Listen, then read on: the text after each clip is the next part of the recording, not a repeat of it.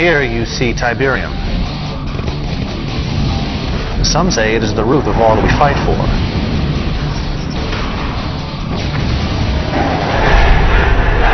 In the name of Kane! Kane lives!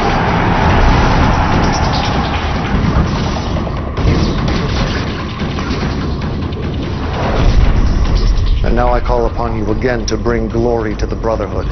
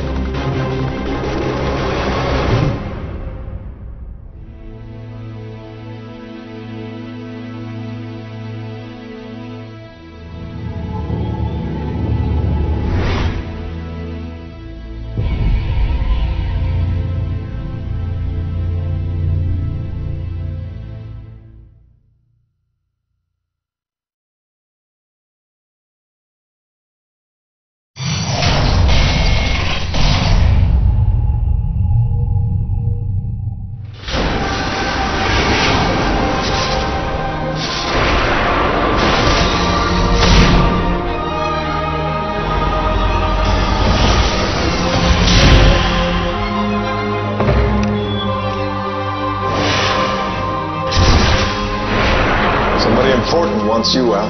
You have questions. I'd say good work if we weren't protecting a murderer. There is much more to this war and to this Tiberium network than what's been revealed to you. Let me show you the truth. Join with me now, and we will ascend together. Surrender immediately. You will be considered an enemy of the state and may be shot on sight. I have spent thousands of years trapped here working towards this. For me, ascension is real.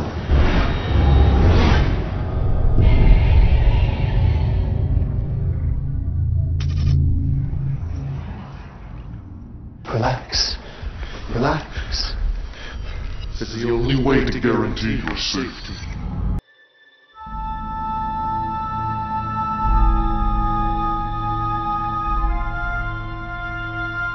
Hi, I'm Samuel Bass, Campaign and Story Lead for Command & Conquer 4, and I'm here to talk to you about our set.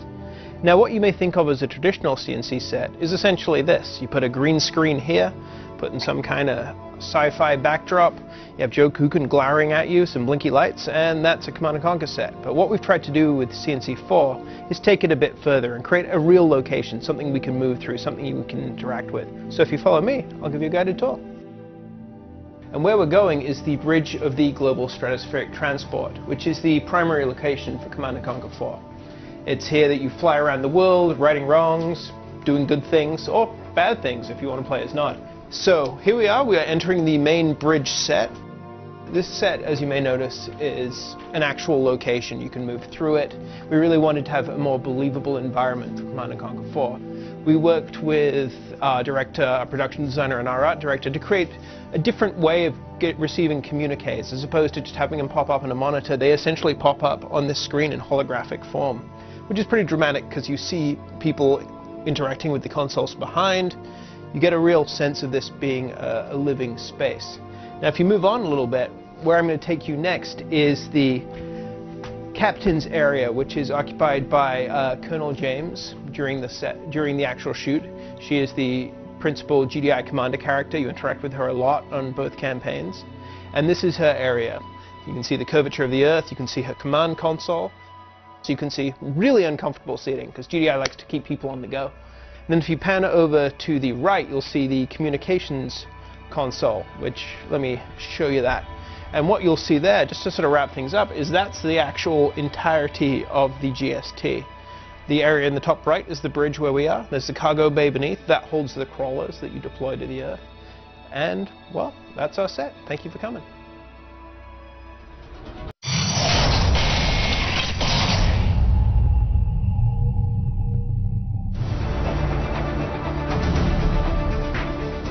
Can I retell the original story? No, it's a wholesale story, really. I can't retell it just because my cost of... Can I retell the story of how I fell into the role of Kane? You should open your mouth a little bit wider when you speak. Can I retell the story of how I fell into the role of Kane? Yes, I could retell it, actually. It'd be very simple. I would just go over the incidents involved, the timeline. The truth be told was that I was lounging in the park one day, and the hand of God himself came down from the heavens, and Cherry Pepsi's pretty good. Coke Zero, also good. Well, who's my competition, really? I was working at West Wind Studios, but yeah, you know, Diet Sunkist. Pretty tasty, sweet, fruity, just like me, sweet and fruity. Because my father actually played Kane before me, and his father played Kane before him.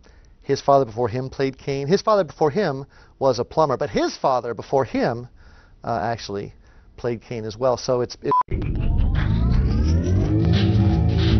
I like the fact that every time you think that you've sort of seen his end or seen a situation that's going to, you know, finally befuddle him, the writers have found a very creative way to, you know, turn it around to make you realize that he's always, you know, he's been in charge the whole time. I think that's a lot of fun. There's a constantly evolving backstory to the character, because every time you find out that there's been a plan all along, well, you have to go back and tell that story and determine what that, you know, what the new backstory is. So it's a constantly changing, evolving backstory. I think that's a lot of fun. Has Kane's end game changed since Tiberian Dawn? Well, I'm just an actor. So in terms of what his end game is from moment to moment, that is left in the hands of very capable writers and developers and people who are much smarter than I am. I just say the words, man. And wear the clothes. I wear the clothes too. Wear the clothes and say the words. Wear the clothes, say the words, say your lines, hit your marks, and don't bump into any furniture. That's me. I spend a lot of time outdoors. I do a lot of camping. I do a lot of kayaking. I have a sailboat out in California, and I go sailing as often as possible. I live a pretty good life.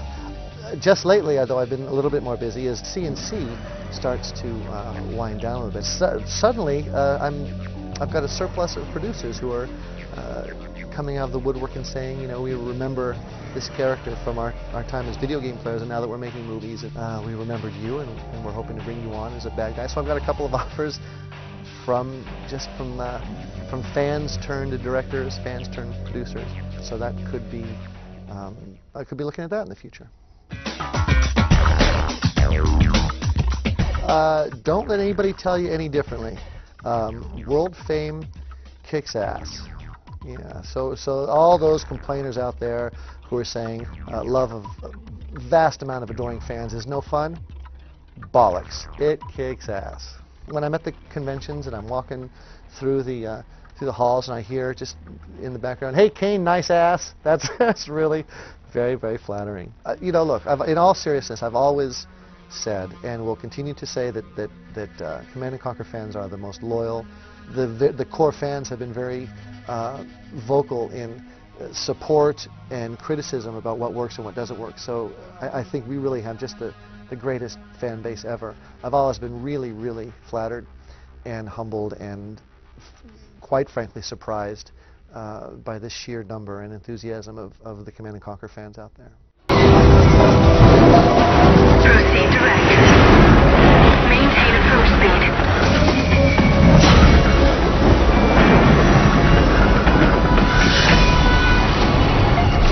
Security entrance access granted.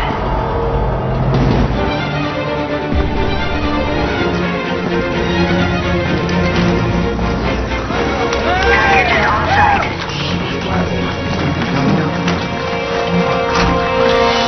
Hello, boys. How are you doing? Thank you for coming out for the launch of Command & Conquer 4, the last, final, latest, well, mostly final installment in the CNC saga. Yes, I'm Joe Coogan. It's nice to meet everybody.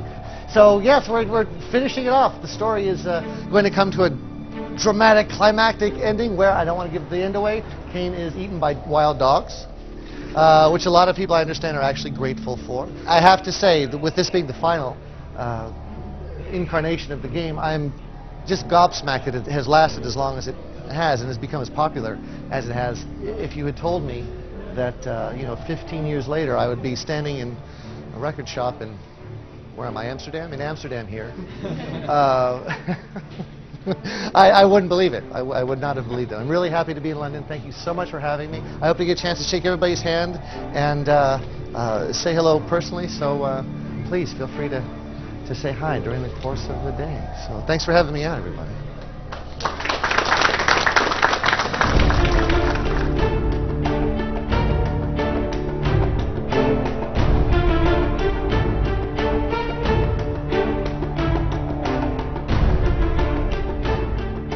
Today we're launching Command & Conquer 4 at Gamerbase HMV in London.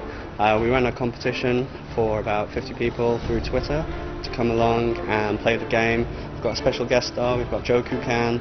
He's here today, he's given an introduction, he's introduced himself, had a Q&A with the gamers, and it's going to be a really fun day for the guys. Command & Conquer 4, it's a 15-year anniversary and the end of a very popular storyline. The Tiberium storyline comes to an end. We get to say goodbye to that big, bald Kane, and we came out to launch the game and to meet the fans and see what they think of the new iteration of the game. It's kind of fun to have a game where you can be so enthusiastic about one side or another, and not just because of, you know, the way the game plays. I think that our fans pick a side not just because of the units involved, but they actually pick a side based upon the philosophies of you know, that side. I think that's pretty remarkable for a video game. You know, I know a lot of guys who really believe in the professed motives of NOD.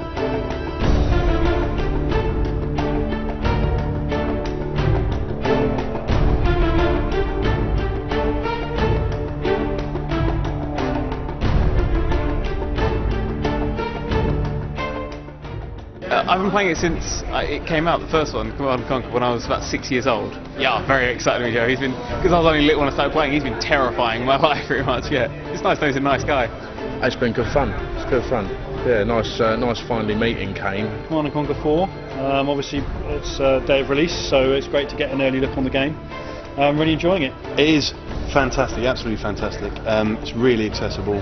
It's a lot more visceral than other RTS games. You really can pick up and play it. It's one of the first times I played a game, an RTS, where you can really play a game within 20 minutes against other players, but have a big complex battle within that. So it's not as drawn out as some games. It's really nice and compact. I like it a lot.